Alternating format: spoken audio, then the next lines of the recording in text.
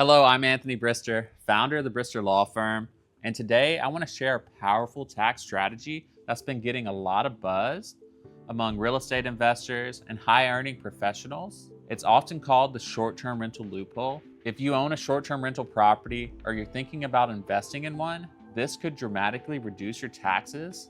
And yes, it's completely legal. In this video, I'll break down what the short-term rental loophole is, why it matters so much, especially if you have high income, the key IRS rules you need to know, and how to avoid common mistakes. I'll also share how we help clients use this strategy safely and be prepared for an audit. Let's jump right in. So, what is the short-term rental loophole? Think of it this way. Under normal tax rules, rental properties are passive investments. This means any losses from rentals usually can't offset your salary or business income. And that frustrates a lot of investors who have paper losses from depreciation but can't use them to save on taxes. The short-term rental loophole is a special exception in the tax code. If your rental's average guest stay is 7 days or less, the IRS will not treat it as a passive rental activity. In plain English, your Airbnb or vacation rental can be treated as an active trade or business for tax purposes. Now, why is this exciting? Because it means losses from property, like depreciation or other expenses, can offset the rest of your income, your W-2 paycheck, your business income, other investments, you name it, it can offset it. This loophole essentially lets you use short-term rentals as a legal tax shelter to reduce your overall tax bill. Now, you might be wondering, is this really a loophole? It's a catchy name, but it's actually an intended part of IRS regulations. It was originally meant for things like hotels and bed and breakfasts, and nowadays, regular investors can use this if they meet the rules. And here's a key point. Unlike some other real estate tax breaks, you do not need to qualify as a real estate professional to use this strategy. Even if you work a full-time job in a completely different field, your short-term rental can still help cut your taxes as long as you meet the criteria that we're about to discuss. So why does this loophole matter and who benefits the most? In short, high-income folks and real estate investors are going to be the ones who benefit the most from this. If you're a doctor, an attorney, a tech executive, anyone making a substantial salary, you're probably paying a lot in taxes. And if you own rental properties, you might also know the pain of passive loss limitations. Normally, no matter how much you or your rental loses on paper, you can't use those losses to offset your W-2 or your business income unless you're a real estate professional. But with a qualifying short-term rental, you can, and that's huge. It means all the tactics that create big tax losses, think depreciation, especially accelerated depreciation, can directly reduce your taxable income this year. Let me give you a quick example. One of our clients is a high-earning software engineer. She made around $300,000 in salary last year, and she also bought and rented out a vacation home as an Airbnb. After expenses and depreciation, the Airbnb showed a $75,000 loss that showed up directly on her tax return. A lot of it came from a cost segregation study and using bonus depreciation. Normally, because of her income, she'd be stuck with that $75K as a suspended loss, and it would just get carried forward, doing nothing to help her now. But we structured her rental to meet the short-term rental rules, and the result is that she knocked off $75,000 of her taxable income and saved around $20,000 in taxes. In 1 year, that's real money, and she could potentially do this every year that she runs it at a tax loss. This is why high earners are excited about the short-term rental loophole. It offers a rare chance to shield your active income with rental losses. Now, even if you're not making $500,000 a year, this strategy can help investors accelerate growth. Instead of sending a big check to Uncle Sam, you can keep the money to reinvest, maybe buy another rental, pay down debt, or just enjoy the extra cash. The impact can be dramatic over a few years, but, and it's a big but, you have to follow the rules. and you got to be careful to actually get these benefits. And that's what we'll cover next. All right, let's talk about how you qualify. And there are two critical components here: the nature of your rental activity and your involvement in the activity. First, let's define what a short-term rental is. The IRS says if your average period of customer use is 7 days or less, it's not a passive rental activity. Average is a key word. It's the average length of stay. So if most of your bookings are weekends or 1 week vacations, you're likely under that 7-day average. There's also a secondary rule. If the average stay is up to 30 days, you can still qualify if you provide substantial services like a hotel would. That means doing things like daily cleaning, changing linens, maybe providing breakfast or concierge type help. For many of you, keeping the average under 7 days is a more simple route. You might not want to turn your rental into a pseudo hotel, and that's fine. As long as the stays are short, you meet this part. Second, and this is very important, you must materially participate in the rental activity. Think of it as the IRS's way of saying you actually have to work in the business. Material participation is measured by your hours and your involvement. The most straightforward test is spending 500 hours or more in the year working on your short-term rental. That's about 10 hours a week. If you self-manage actively, you can hit that, especially with multiple properties. But here are the other ways. Another common test is spending 100 hours and more than anyone else. So if you put in, let's say 120 hours in a year, and no single other person, no cleaner, no co-host spends over 120 hours on it, you qualify. So what counts as material participation? Think time spent managing the listing, communicating with the guest, cleaning or supervising the cleaners, maintenance, bookkeeping, basically all the day-to-day operations of being a host. What doesn't count is your time spent as an investor, like analyzing deals or strategizing. It has to be operational work. Also, importantly, if you're married, filing jointly, your spouse's time can count too. You and your spouse together are treated as one taxpayer for these tests. To sum up the rules, short average stays plus active involvement by you equals not a passive activity. If you meet those two conditions, your short-term rental losses can be used against other income. If you miss either one, the loophole doesn't apply, and you'll be stuck with passive losses that you can't currently use. Let's quickly recap with a simple scenario to illustrate. Imagine you're a consultant making, let's say, $200,000 a year. You buy a mountain cabin to rent out on Airbnb. You rent it throughout the year, mostly to weekenders, Friday to Sunday stays, and you have the occasional week-long booking. At the end of the year, your average rental period is about 3 nights per guest. Good, that's well under the 7 days. Now you decide to self-manage. You handle all the guests, the communication. You clean the place yourself every now and then, or maybe with a bit of help. You do the check-ins, you maintain the property, and so on. Let's say you spend around 250 hours over the year doing this. That's roughly 5 hours a week. You also keep a log on your phone of what you did, messaging guests, fixing the sink, updating the listing, just in case.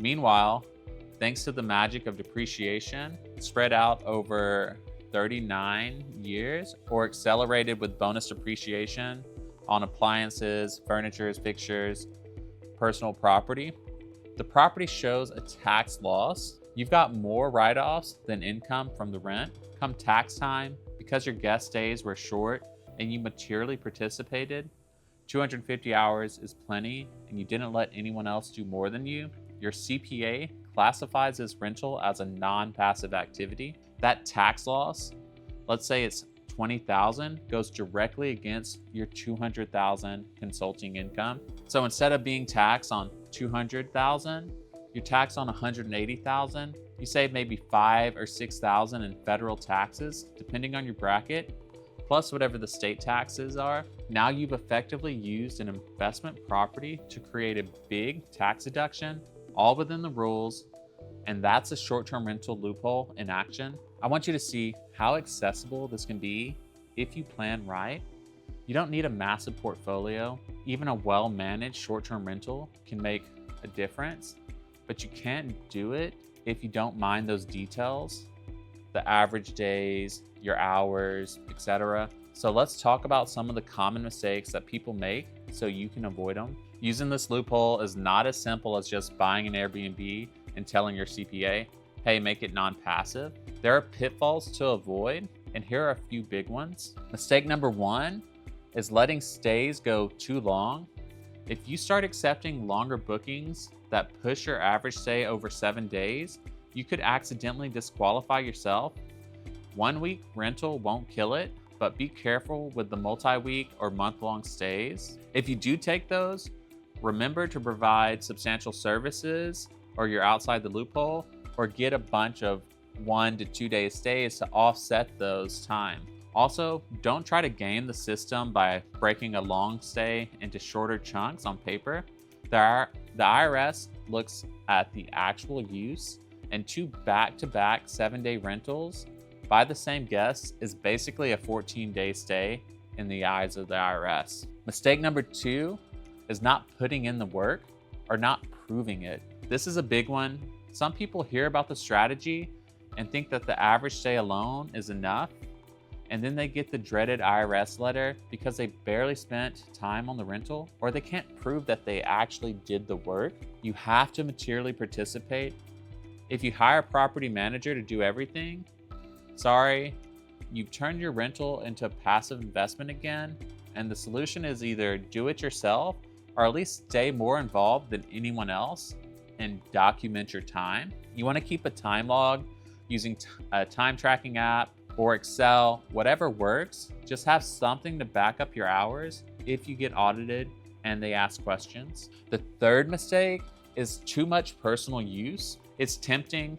You just bought a nice vacation home and you want to enjoy it, but if you use your rental for personal vacations beyond the allowed limits, generally it's going to be more than 14 days a year or over 10% of the rented days, the IRS might reclassify your property as a personal residence. This would severely limit or eliminate your deductions altogether, so be disciplined and keep personal use within the allowed limits. And when you do visit the property, consider dedicating that time to making improvements or repairs.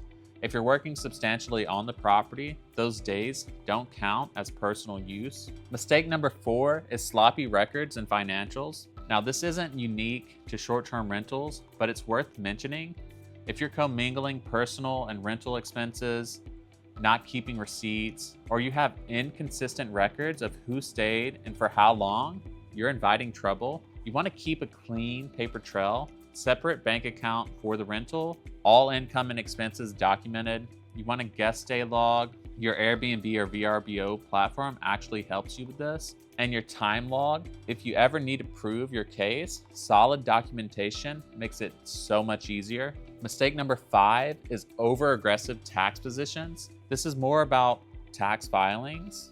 Examples include claiming a huge loss far in excess of what you can support, or misclassifying a property as short-term when it really wasn't, or failing to limit losses if other rules, like the overall loss cap, apply. A common one we see people trying to use this loophole on a property that's not really a rental, but more like a second home, which can raise red flags. Or they try to get the benefits without meeting the hours, maybe by saying a spouse worked when they really didn't. It's not a good idea. The IRS can sense when something looks too good to be true. So you need to be honest, you be reasonable, and get professional advice for anything that's non-standard. And it's absolutely possible to do this right.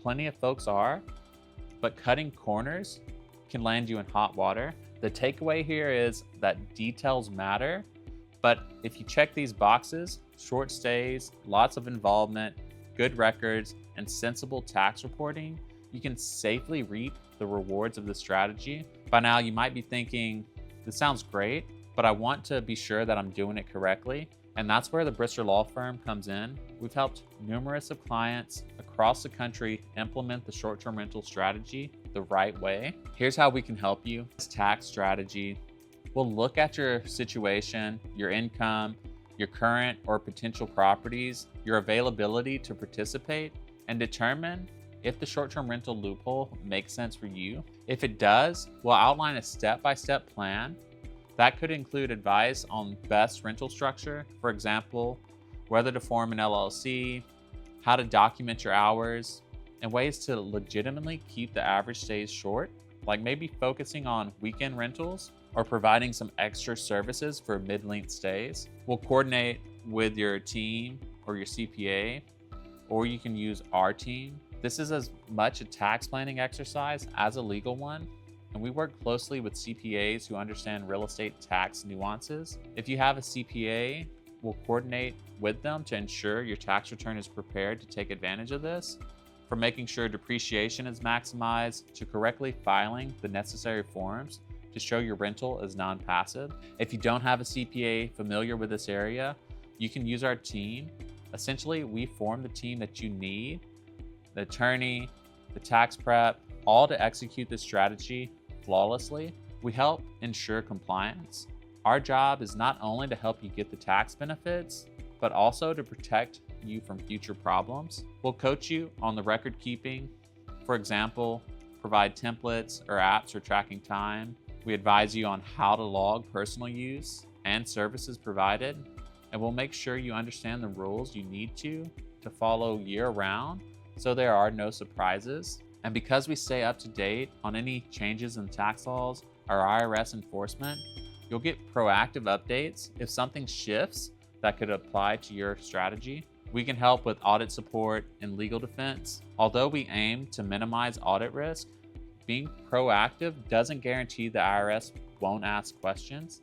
And if they do, having a law firm in your corner from the start is a huge advantage. We can help respond to IRS inquiries, prepare documentation, and if needed, represent you in any proceedings. We stand by the plans that we put in place, and our goal is that if you ever face an audit on this, you come out with your deductions intact because everything was done by the book.